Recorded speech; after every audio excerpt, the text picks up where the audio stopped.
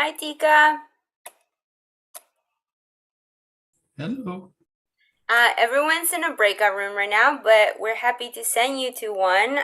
They're discussing what they're looking forward to this summer. Oh, awesome. Uh, Okay. Great. Give me I can just. just tell you guys.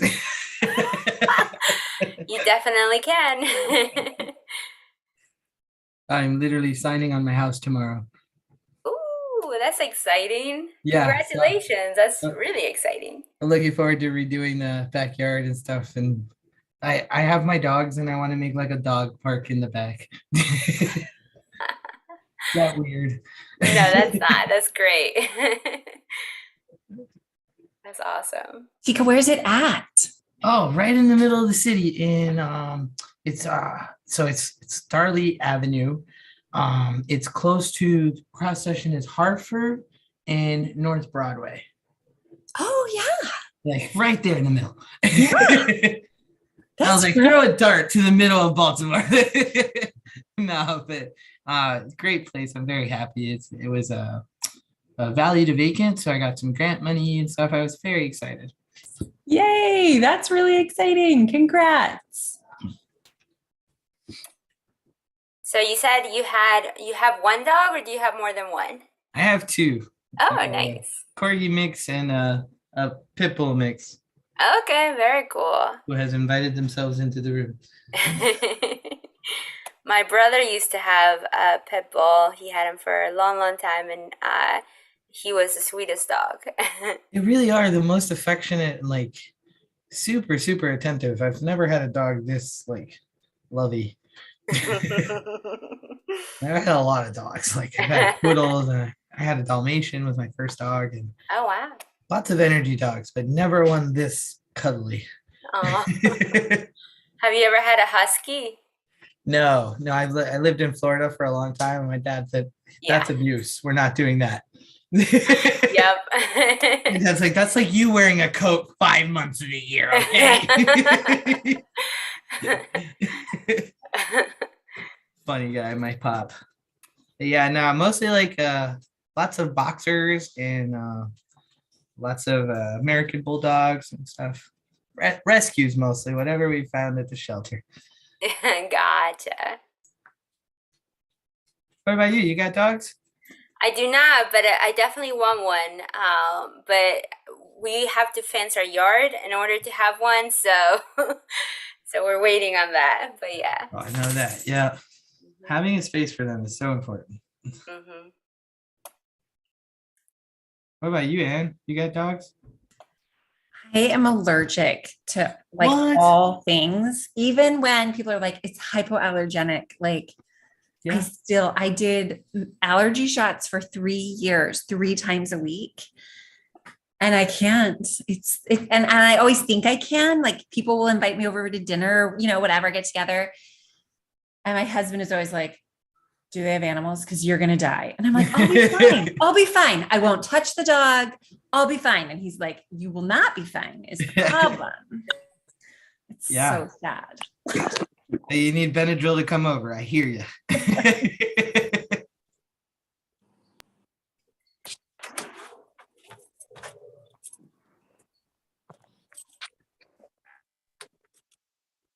All right. I think we are all back. So welcome back. It was fun to hear about what folks are looking forward to this summer, and hopefully you all caught up on some plans that people have. So thank you. We are excited today to welcome Salima, who is going to be giving our DEI presentation, The Trauma of Segregation and Disproportionality for Students with Disabilities. But I'm first going to see if Fariha has any words that she wants to offer before handing it over to Salima for the presentation. Thank you so much, Anne. I just want to say I'm personally really, really excited for this topic. I'm a special education teacher in city schools. As all of you know, you're probably sick of me talking about my students, but Salima is somebody that I started this work with back in 2014. We were actually roommates, and we started teaching together in the classroom. And she's been somebody that's just poured so much into myself, so many of our students and our teachers around the city. So I'm really excited to hear from Salima and welcome Salima to the group. Thank you, Salima. Thank you, Freya. What a beautiful introduction. And thank you all so much for inviting me here. I am so impressed by the work that you all have done, and I'm really honored to get to be a part of that tonight. I also have to preface that I am coming down with something, some swollen lymph node stuff going on. I texted Freya earlier and I was like, I'm not going to be my 100% self today. And she was like, this is the group where that is real. And you just say that and keep going. So I appreciate some grace as I try to overcome whatever this is, but I am really excited to talk with you all. So I'm going to share my screen. Can you all see that? Can I get a thumbs up? Great. Amazing. So yeah, this is our topic for today. I also was a special education teacher, and I've worked in special ed in several different capacities, including in the special education division at the Maryland State Department of Education through a partnership with the Maryland Coalition for Inclusive Education. I also did a fellowship in Nancy Pelosi's office focusing on early intervention services for infants and toddlers with disabilities. And so this work, I've seen it from a few different angles. And so that's why I wanted to kind of speak about it and share how this work relates to what you all are doing and thinking about trauma and healing with a focus on Baltimore.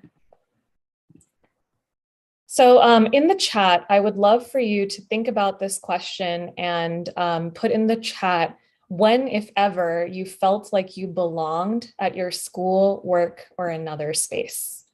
So I'll give you a moment to think about that and drop it in the chat.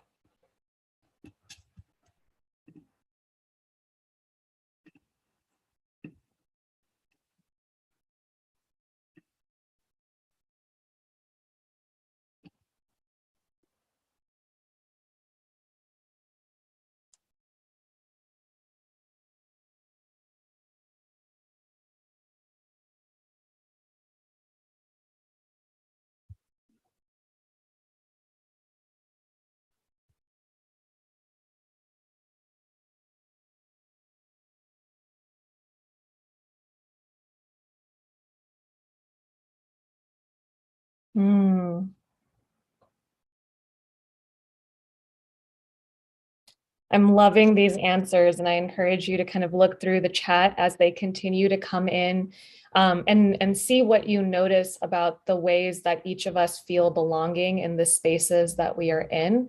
And we're going to center ourselves in thinking about our students with disabilities in this city and how we can make sure that all of our students, including those students, feel belonging in their own schools.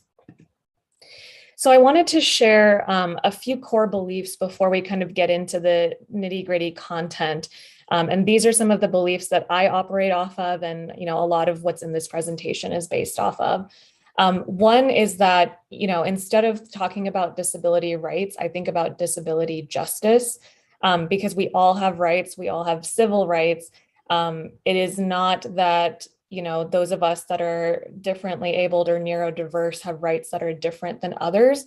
But what we don't have is justice right now because of the ways in which our systems are set up in a way that is unjust and promotes inequity and does not offer all people the same rights. Something else that I want to raise is that intersectionality is key, and that's a big part of what we'll be discussing today with disproportionality in particular.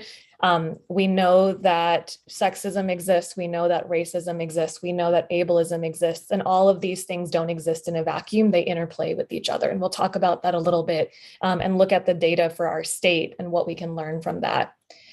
I also believe that all human beings have inherent worth and value. living in a capitalist society, we often think about value in terms of productivity or in terms of contributions to society. And even in amazing social justice spaces, sometimes we can fall into the trap of thinking that we are only worth so much that we can pour into the world, or as much good work as we do. And we have to remind ourselves that that is actually ableist thinking, and that all of us inherently have worth and value. And finally, this phrase was coined by disability advocates, nothing about us without us. And so I believe that this is true when we do this work, that those who are most impacted by issues should have a seat at the table when we discuss them. So I want to name that I do identify as a person with a disability, but I also recognize that I have a lot of privileges that other people with certain disabilities don't have. One of which is that I am able-bodied, another of which is that I am, generally able to access spaces that a lot of people with different types of disabilities are not able to access. And so cross-disability solidarity is really important. And if any of you identify as people with disabilities and at any point you feel like I am missing the mark or there's something that you would like to contribute, please feel free to come off mute or drop it in the chat. So thinking about students with disabilities and trauma, I think there's a lot of things in our school systems, speaking both about our local school system in Baltimore City, but also, our state education system, our federal education system. There are a lot of aspects of schooling that are traumatizing for our students with disabilities. This slide has just a few of those. There's many more than this. The two that I want to focus on, because that is where my background and my work has been, are segregation and disproportionality. But I want to name that, those aren't the only two areas where our students experience trauma. So we'll start by talking about segregation and inclusion. So this image on the screen is taken from Shelley Moore, who is an amazing champion for inclusion in schools. And she talks about the history of inclusion for students with disabilities in our schools, and how we started by excluding children with disabilities from even accessing education. Then we were like, okay, you can access education, but you need to be in separate schools. Then we decided, okay, you can be in our schools, but you need to be in separate classrooms, which is where a lot of our students in Baltimore City currently function. They are in self-contained classrooms, which is also the setting that I taught in. And it used to be that the last image here would be the inclusion image, which shows that, there's a few colorful little dots in a circle with other dots. And in case anyone is not able to see color differences, the difference between the fourth and the fifth image here is that the fourth one kind of represents the students with disabilities as if they are the others, even within this inclusive setting. And the final image talks about teaching to diversity, and every one of those dots is a different color. It really recognizes that all of us learn in different ways, and all of us have different needs that can be met in instruction in different ways. And so where we are, again, we're kind of in that integration phase. What I have found in my own work is that we are still segregating students. So that middle image with the circle inside the larger circle, and for many of our students, especially those who have disabilities that more significantly impact their experience in school, that we are segregating them in classrooms away from their peers. And in many cases, we do that based on the type of disability. So I taught in a program for students with emotional and behavioral disabilities. And so not only were they in a classroom where every other student had a disability, but they were in a classroom where every other student faced similar traumas to what they had experienced, and they didn't have exposure to other students. They didn't have models of what it could look like to not be in this classroom. And also the other students in the school didn't have exposure to them. And this is another way to look at this segregation issue, thinking about geographic segregation. This map from Open Baltimore, it shows that the darker green areas are the neighborhoods in Baltimore that have schools that have higher percentages of students with disabilities. And the lighter green ones are schools that have lower percentages of students with disabilities. Now, this data that I was able to find is a little bit old, but it is still true today. And what you might notice looking at this map is that it very closely mimics the white L and black butterfly phenomenon. So we've, and we know that those concepts apply to so many different injustices in our society. So this is just to show us that who we even identify as being a student with a disability is very dependent geographically on what part of the city we're in. So if we want to shift toward a more inclusive model where we're not segregating our students, there's a few tenets of inclusive education that we have to think about. One of them is that we need to make the least dangerous assumption. So basically the idea is that if you have to make an assumption about how competent a student will be within a particular academic classroom, the least dangerous assumption is to assume that they will succeed and then put them in that classroom and provide them with the supports to succeed. It is far more dangerous to assume that they will not be successful and not even give them the opportunity. Another tenet of inclusive education is that inclusion is not a place or a classroom. And this is a question that I've heard someone ask that's kind of funny, but also very thought-provoking, which is that if you say that a school has inclusive classrooms, what does that say about all of the other classrooms? Are they exclusive? Are they not inclusive? So it's not, inclusion is not a classroom. That doesn't actually make sense with what we really mean by inclusion. And the definition that I really like here, which is in the last bullet, is that inclusion is an approach to education based on the premise that all students should be accepted and valued for their unique abilities and included as integral members of the school. So we're really talking about school-wide integration. So not just we're gonna, put students with disabilities in this classroom and say it's an inclusion classroom, but we're really gonna shift the entire mindset around what we feel like we mean by contributing to our school, by being integral to our school community. And there's a lot of text on the screen, so I apologize for that, but I can make sure to share this with you all afterwards, so you can refer to it if you need to. But this is a list of evidence-based advantages that have been found in the research for students with and without disabilities when we are effectively able to implement inclusion in our schools. And so in thinking about segregation as enforcing trauma on our students with disabilities, inclusion is one way that we can begin to help our students heal from the trauma. So there's a lot of bullets here. There's a lot of benefits that we have found. And a couple of things that I want to point out is that we see improvements in academic achievement for students with and without disabilities when we are able to include students with disabilities and this is a big part of this, and make sure that we are providing them with the services and supports and providing teachers with the training and the planning time and the support that they need in order to be able to implement an inclusive school within their own classroom.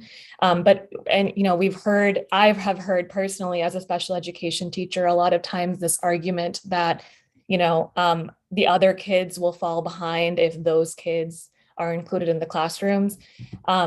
And we know from the research that that is not true. And when we hear statements like that, those are examples of the kinds of mindsets that actually further traumatization for these students. And so just a couple of quick case studies of when inclusion is done well, how it can contribute to healing for our students. I have an example of a school in Baltimore City, a district in Maryland, and a student, all of which I've kind of personally experienced. So Commodore John Rogers Elementary Middle School in Baltimore City is an example of a school that has sort of committed to implementing inclusion on the school-wide level. And they start with pre-K and kindergarten. And I actually just ran into the Dean of Students from CJR a couple of days ago. And he did not know that I have done inclusion work in the past, but we just started talking about it. And the way that he raved about the value of inclusion, and specifically the way in which all of the students at the school, he has seen them become so much kinder, so much understanding, so much more committed to social justice since they got rid of self-contained classrooms and went the full inclusion model. So that's one case study that made me really happy to hear. Another one, in my work at the state, I worked with several districts around Maryland. And Carroll County Public Schools, one thing that they have done also is they have completely gotten rid of self-contained pre-K classrooms. And they have actually found that the academic achievement of those youngest learners, once they were given opportunities to be included with their non-disabled peers, was actually much higher than cohorts that had come before them.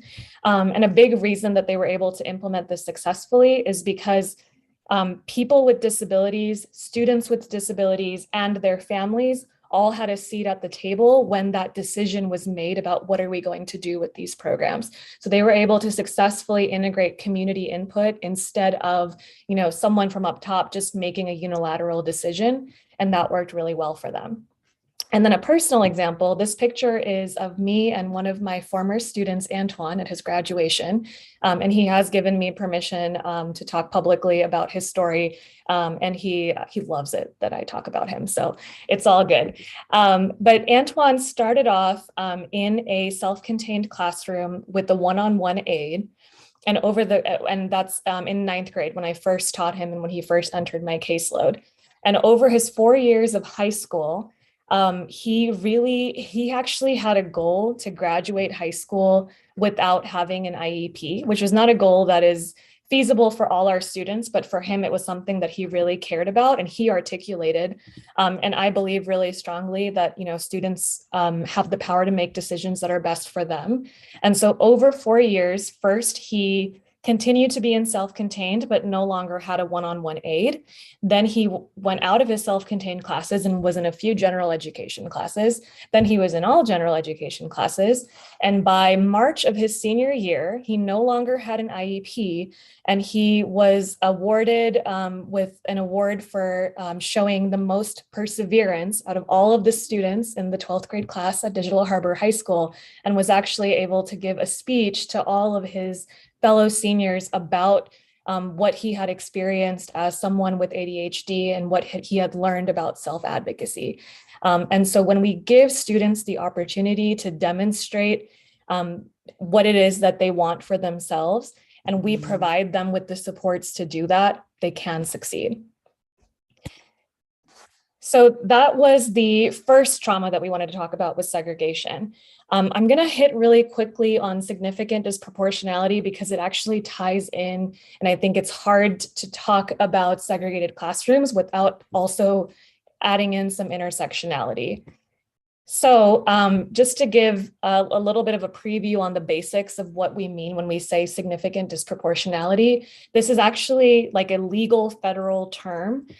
So, we use the words disproportionality a lot, but when we say significant disproportionality, it means that a school district has been identified in one of three categories of analysis, and they are identification of a student as having a disability, a particular disability, placement. So that relates to the segregation piece. Are they in a self-contained classroom, or do they have opportunities to learn alongside their non-disabled peers?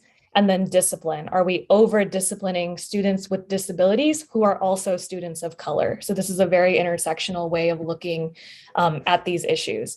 And in Maryland, the risk ratio that we look at is 2.0 or higher. So basically what that means is that if you have been identified, which Baltimore City has for many, many years now, if you have been identified as being in significant disproportionality, that means that your students of color are more than 2 times as likely to either be identified or placed or disciplined in a certain way compared to their white peers. And so the requirement, if you're found to be in disproportionality, is that you have to set aside 15% of your special education funding to address that issue.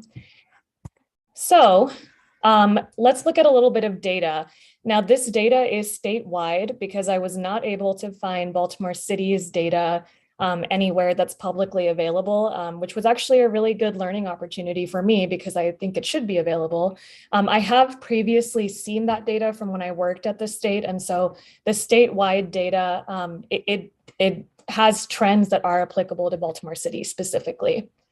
So the following slides, they're all taken directly from an MSDE presentation to the State Board of Education about a few months ago. I want to say it was either last summer or last fall. So this data is fairly recent.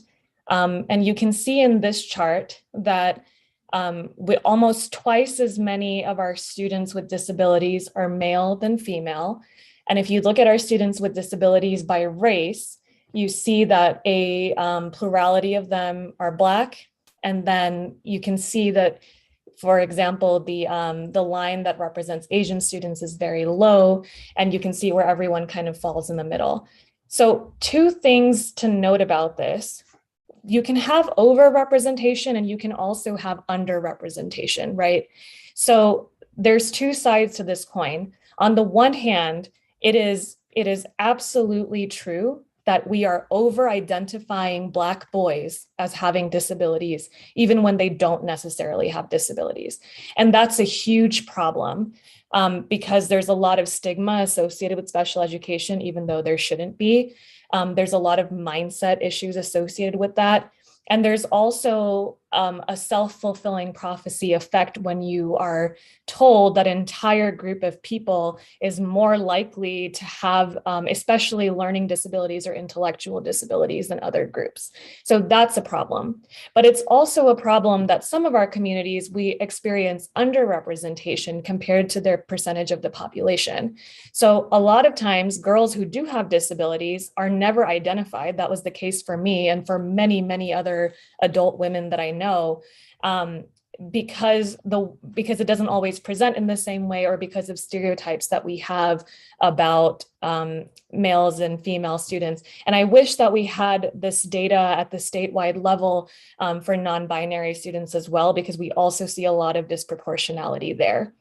Also, as an Asian American person, every time I see this chart, I always think about the fact that in my community, in my culture, a lot of parents are very hesitant to allow their child to have the label of a disability, which makes it harder for them to receive services. So there's a lot going on here and there's a lot of challenges, but what we do know is that these numbers don't reflect the actual prevalence of disability in our school system. And this is another way of representing the racial breakdown. So as you can see, our Black students are extremely over-identified as having disabilities. Now, the next couple of slides focus on specific disabilities by type. And so if you look at our, this particular graph is really interesting if you look at these side by side. So compare, for example, that of all students who have specific learning disabilities, 40% of them are Black. But of all students that have emotional disabilities, 50% of them are Black. As someone who taught students who were coded as having emotional disabilities, that was often a misdiagnosis and a miscategorization. And it stems directly from negative stereotypes that a lot of our professionals have about our young people who are Black. And so so what that means is that you are taking a lot of students, some of whom were certainly experiencing trauma and needed services related to mental health and emotional coping. But in many cases, it was due to implicit bias by the staff member who diagnosed them in the first place. And we also see this when we look at intellectual disability.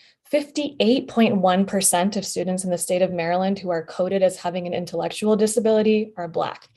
And that is not at all reflective, obviously, of our actual population or of the prevalence of intellectual disability, which tends to be, it can be caused by things such as exposure to lead poisoning, but for the most part, it tends to be a genetic disability. So we wouldn't expect to see this level of variation in it. And again, reflects significant implicit bias on the part of our entire school system.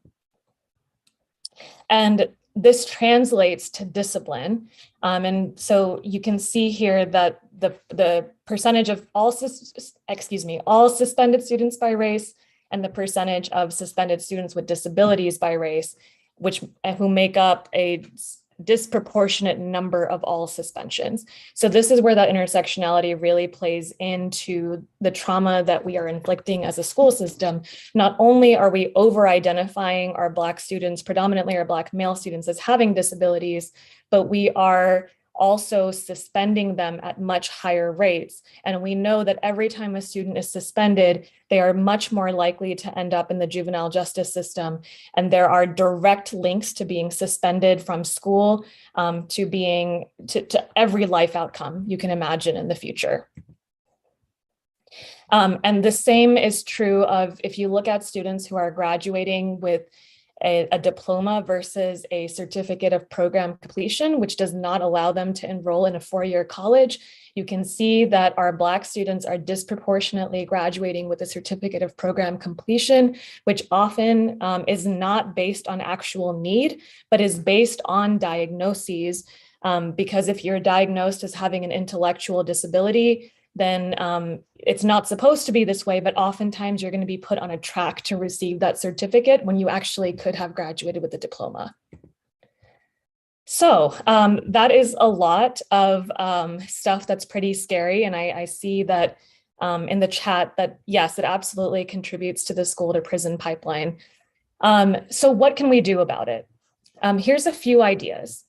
One is that we really need to have anti-racist training with consistent follow-up coaching across the school system, every single adult who interacts with our young people. The training sometimes happens, the follow-up coaching rarely does.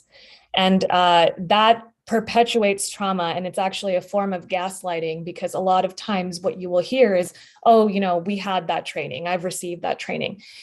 It's not enough to have professional development. That follow-up is crucial. Something else that we can do right now that would significantly decrease the number of our students with disabilities that are being suspended is revising the code of conduct and not allowing students to be suspended for things like disrespect.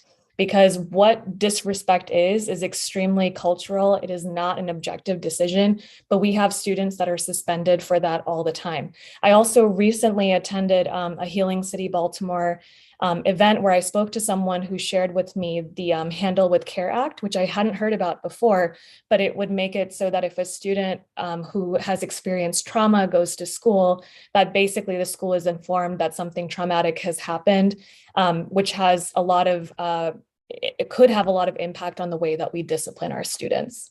And generally just shifting from punitive justice to restorative justice, which we say that we have done, but has not actually been, played out in the numbers. Another thing that we can do is actually acting on the data. I know that as a teacher, I personally had to look at my own discipline data and discipline data across the school. And basically the conversation was, oh, look, we're over suspending our Black students. Nothing was actually done. And that kind of gets to this fourth bullet, which is about the importance of prioritization. One of our biggest issues as a school system, and this is not unique to Baltimore, I work with school systems around the country, and this is often the case, is we have too many priorities. We have too many things that we say we care about. This has to be a priority. So what that means is not only are we having the training, not only are we looking at the data, but we are consistently and regularly following up with an action plan that already exists to get us out of disproportionality. And we are making changes if A, that action plan hasn't been implemented, and B, if we're not seeing the results that we should have been seeing after year upon year of having 15% of our funding set aside to address this exact issue. And finally, this goes back to the nothing about us without us. We really need to be doing an analysis of impact versus who is in the room. So this graphic on the screen, it's actually borrowed from the company that I work for now called Education Elements. And it's a way to think about anytime you're in a space, figure out who is highly represented and highly impacted by that issue in that space, and then do the same to see who is underrepresented. And if you see that someone is underrepresented and highly impacted, your first job should be getting those people at the table.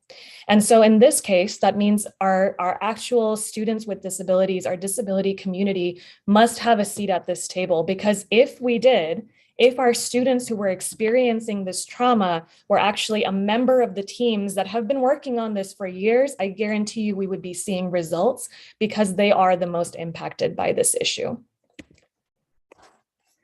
So I'll open it up to any questions. And also, if you would like to reflect on this question in the chat, what is one thing that you can do in whatever role you're in, whatever organization you're in, to make sure that all of our students experience belonging in schools? And I also have my contact info on the screen here. So if you'd like to discuss this further, please absolutely feel free to reach out. And thank you so much, all of you, for giving me this space to talk about this today. Oh my goodness, Salima, what an incredible presentation. I think the data that you've been able to share and just information generally is so incredibly helpful. I had someone ask if we could have a copy of the presentation to distribute. That would be really incredible. I do want to pause and give time for questions. If folks do have questions or want to come off mute, that would be great. I'm going to ask one of my own first. And that is, you said that the district has a plan. Where do we find that plan? Great question, because I tried to find it for this presentation and I couldn't find it. So the plan is called a CCEIS plan, which stands for Comprehensive Coordinated Early Intervening Services. And we actually have staff members at the district whose entire salary is paid for by part of that 15% of funds. So their job is to be a CCEIS coordinator. And that plan actually has to be approved by the school board. And so I didn't look through all of the board docs or anything like that. So it should be publicly available. I'm not sure exactly where to find it. Salima, there's a question. I'm not sure your availability, but you have an invitation from Dr. Phil Leaf to come to the youth committee meeting right after your presentation question and answer session. Sure. I have another event at 7, so I'll have to log off a few minutes before that, but I'm happy to hang around until close to that point.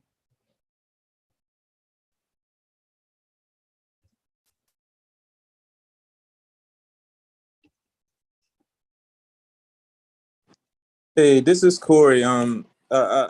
This presentation that you did was marvelous. At Pimlico Elementary Middle School, we practice restorative justice, and I'm telling you, it made a world of difference. Now we're in year 1, and it took a while for the students to get adjusted to it, but now they're to a point where they call for circles and they call for group ups to handle issues. So I personally think that restorative justice is part of the answers to make sure that we do not have disproportionate youth suspended or what have you. So I support totally, and I think restorative justice need to be a key piece in all Baltimore City public schools. So thank you. Absolutely agree. Thank you, Corey.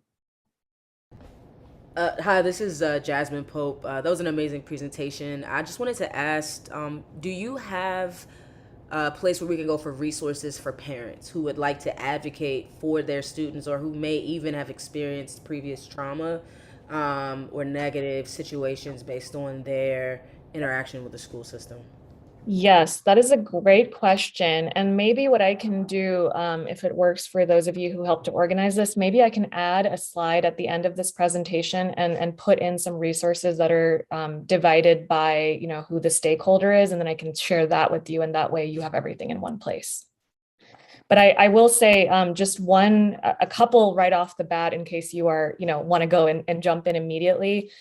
Disability Rights Maryland is a great organization that does advocacy work for students with disabilities and their families. So that is one good place to start.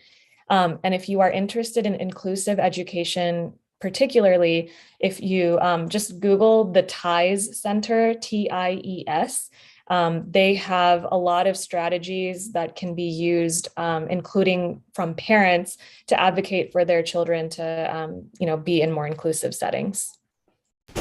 Thank you. No problem.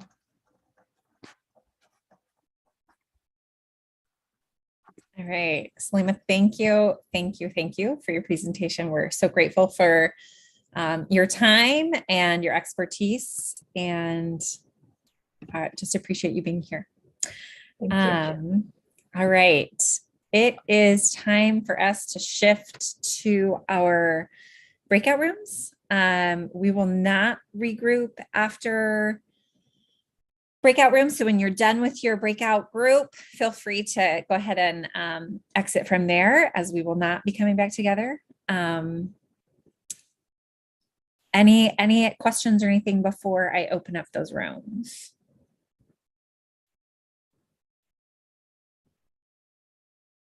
All right.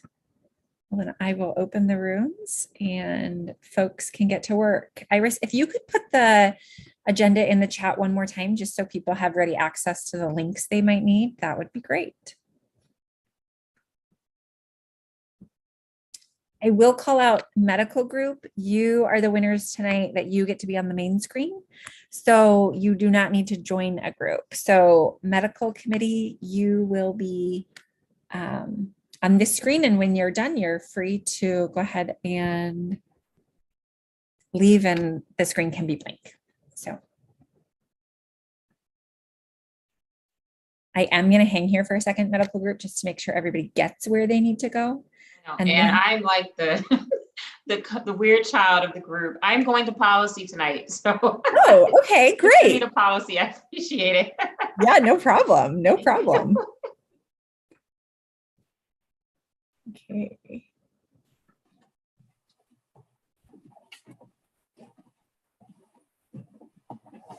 All right. Anybody else here? And also, this is Corey. I'm in the wrong group, supposed to be in evaluation. Oh, you're supposed to be in a training. Corey, I always put you with the youth because I just see you as like so youth focused. I'm sorry. All right, there you go. All right, everyone else should be in the right spot. So I'm gonna go join decolonizing. I'm not in the right spot yet. No, you should be. Shouldn't you? Are you in evaluation and training? So you have to join, like you have to join. And on your phone. It never came up. All right. I'll figure it out. Thanks.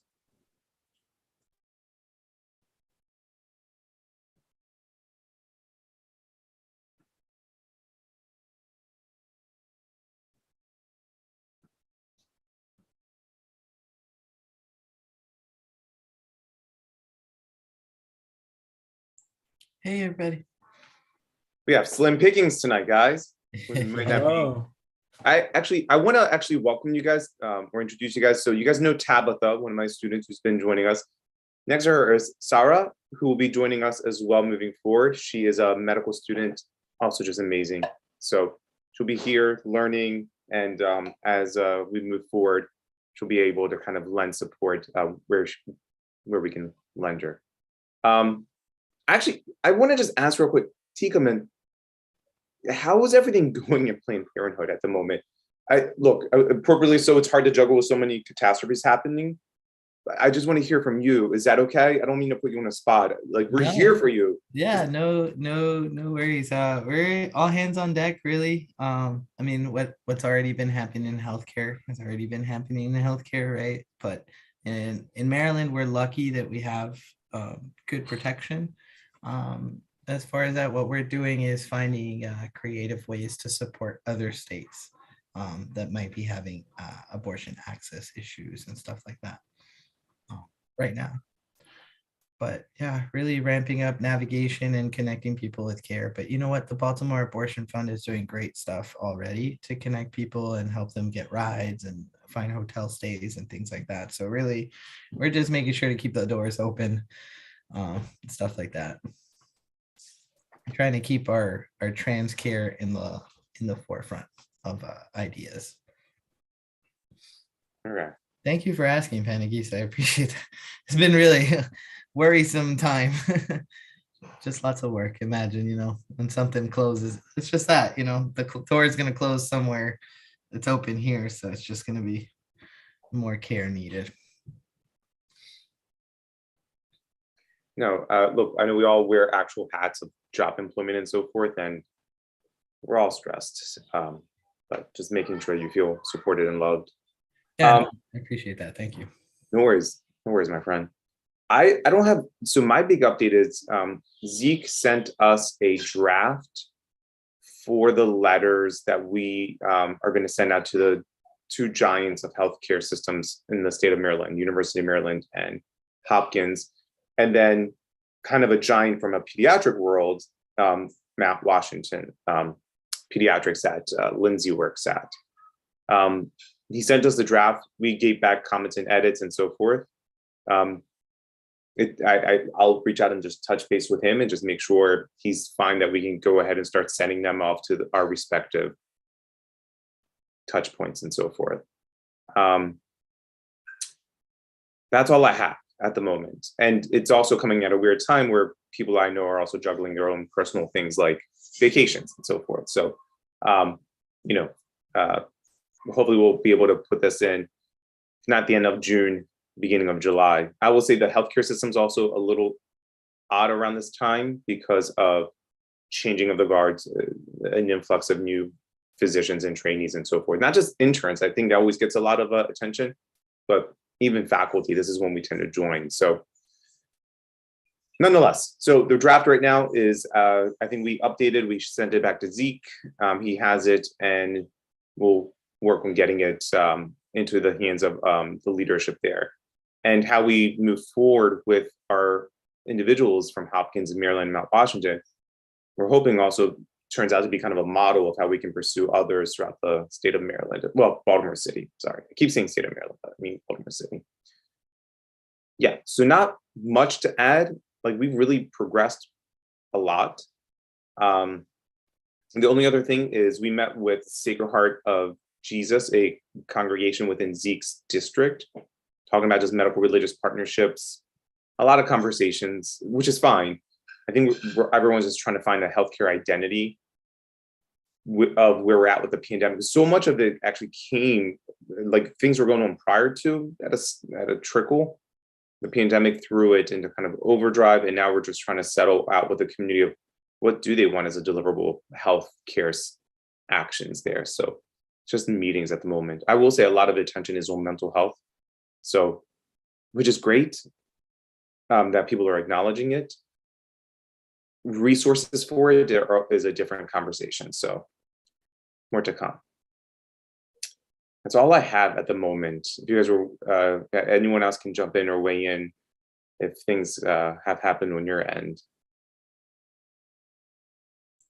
Oh, first thing I don't think I've met Corey before. Hi, Corey. Yes, hello everyone. I didn't know when to butt in. Butt in, Corey. You should have been like, everyone stop. It's Corey.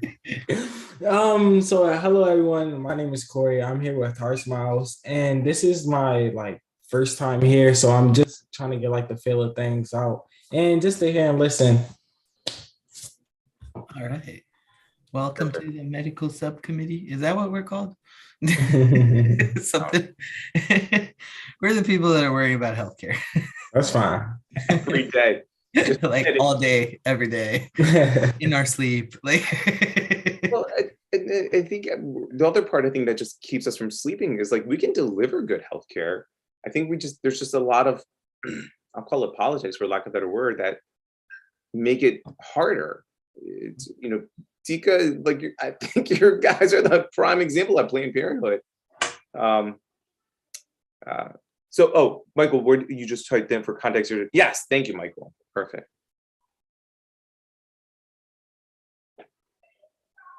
Well, we came up with our little spiel to send to the community organizations, and I think we divided it up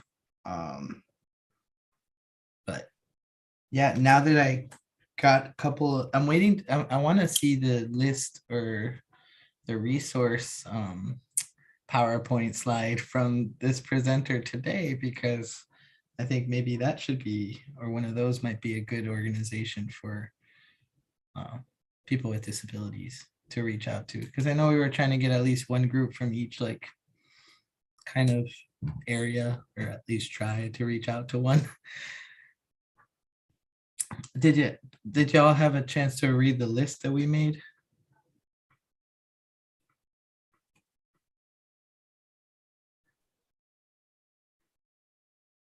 I think it's on that Google Drive we just keep adding stuff to.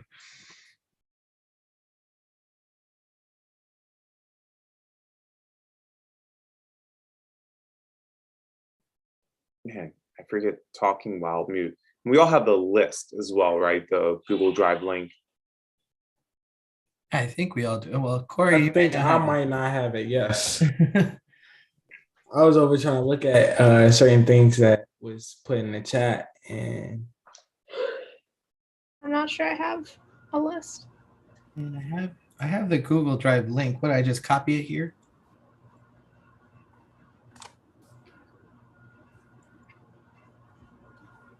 That work?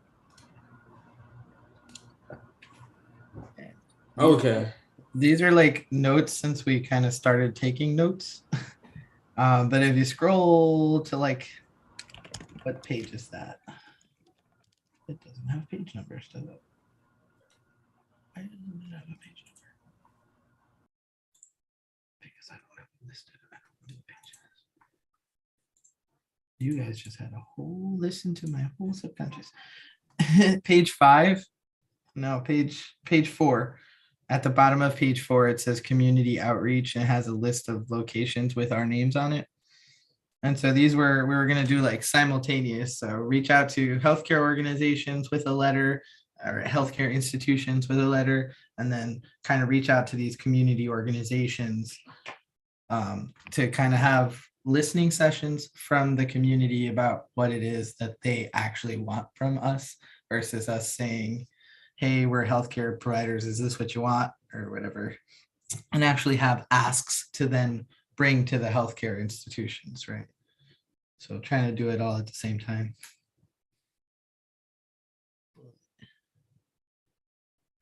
You're able to see that now, Corey?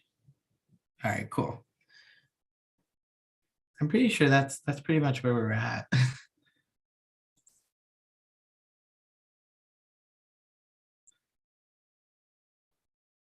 And I will say, like, we are trying to do a lot of things in parallel, but there's also going to just be different timelines as well that I want to make sure that we stay cognizant of.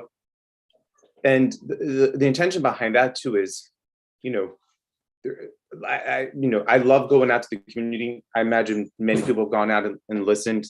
They don't mind listening sessions, but at the same time, they've had a lot of listening sessions, which is great. I think they just want to begin to see action, which is appropriate. So we're trying to pace that timeline with what we hear back from Mayor Lynn Hopkins and Matt Washington. I think we all can respect that we want to be mindful not to overpromise and underdeliver. So it's you know, having this comprehensive list is important. We want to be cognizant of it. We want to be mindful of it, and at the same time, we want to know what we can begin to deliver and so forth. So we're doing a lot of things in parallel, though the timelines are a little bit different. And it doesn't mean one's superseding the other, just we want to be tactful as we go, especially out to the community. You know, earning trust takes a while, but losing it is pretty darn quick.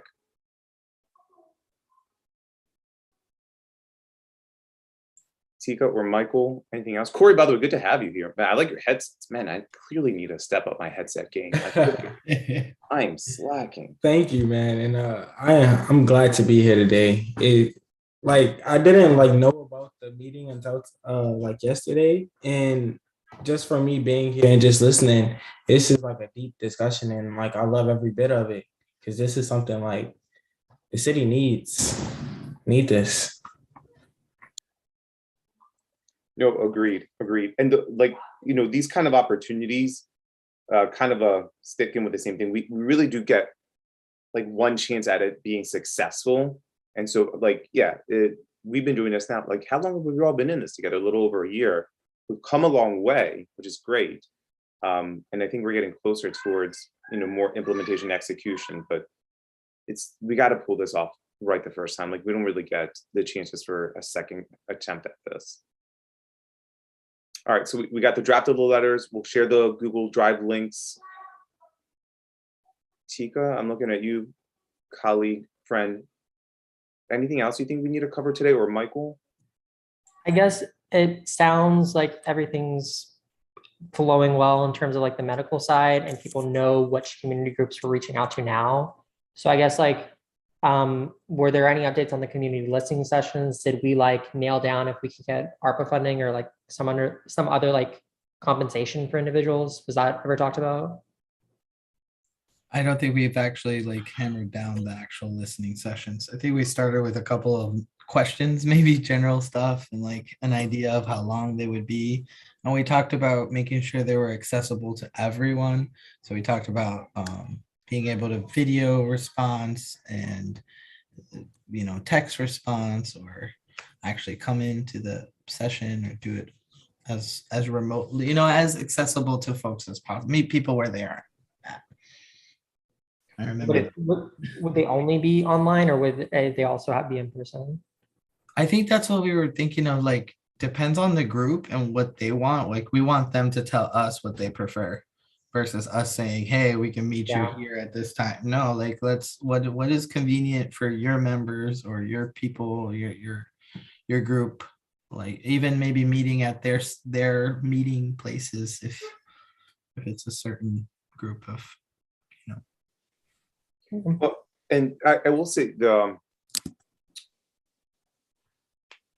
losing my, all right, I lost my train of thought. Never mind. Sorry, Tika. Sorry, Michael. Michael, remind me again, what was your question? Maybe this will jog it back. If it was going to be online. Oh yeah, that's yes. Right. So one way that I try to offset this, because like I love the grassroots approach. That's how I've always emphasized it.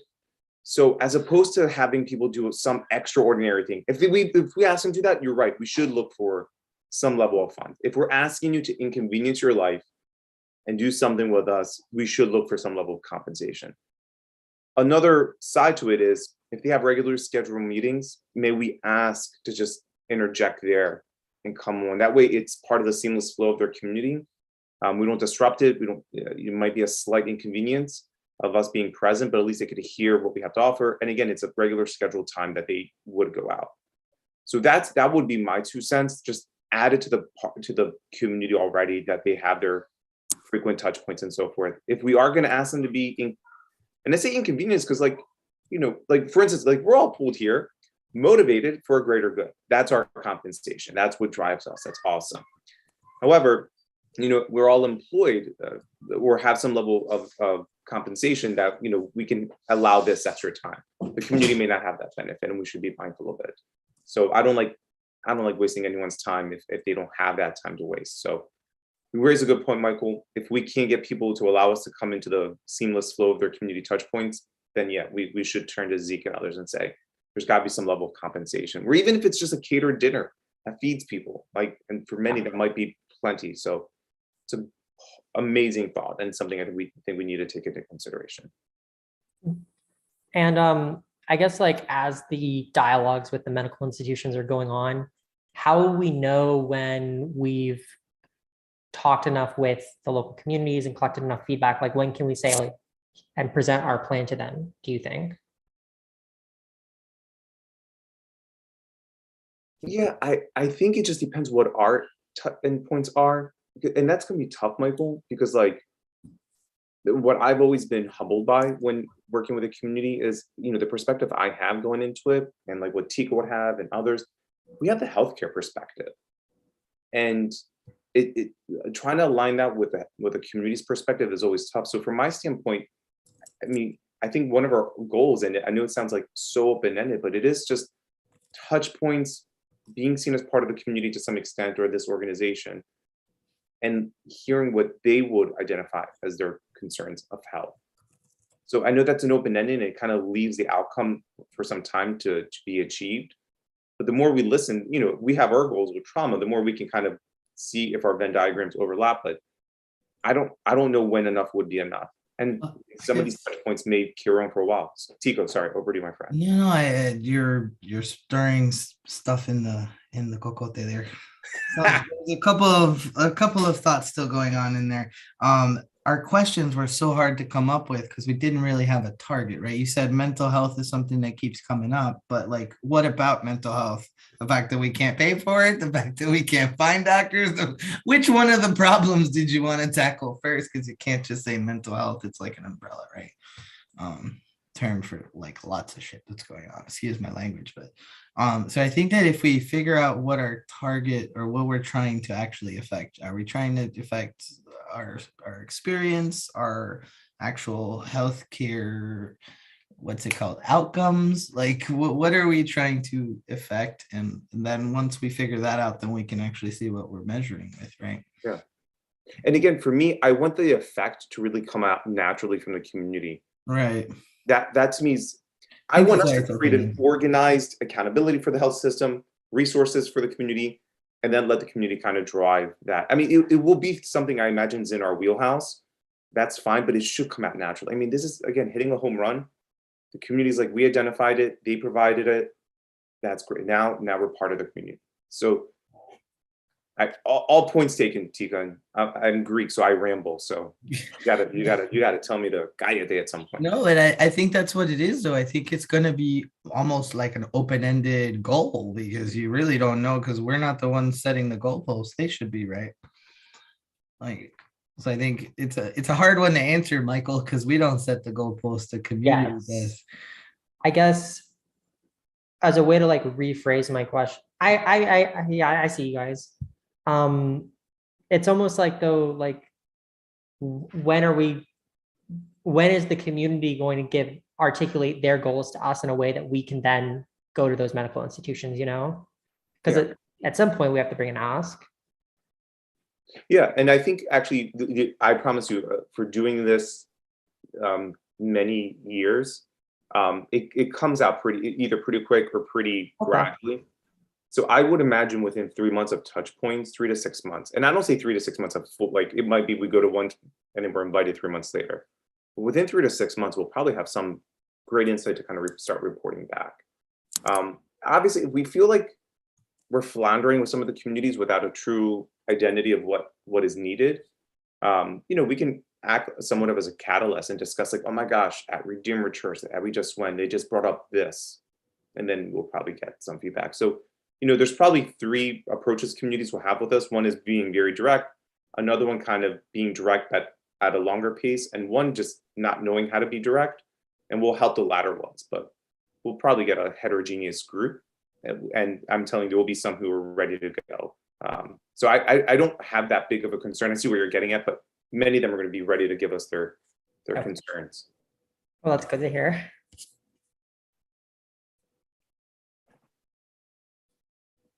Anything else, Tika? Tabitha, Sarah, anything else on your end? I know you guys joined at a very calm moment. I promise you we're a fun group, uplifting, but more to come. We have our marching orders. I think we take it from there. Tika, Michael, Corey, anything else you want to add? All right. Corey, please join us again in 2 weeks, man. I will. I love it. Everything about these meetings. I love it. I will. Good. All right. I'm going to sign off. I'm going to go get dinner. You guys rock. You guys are all beautiful people. Take care, guys. Thank y'all.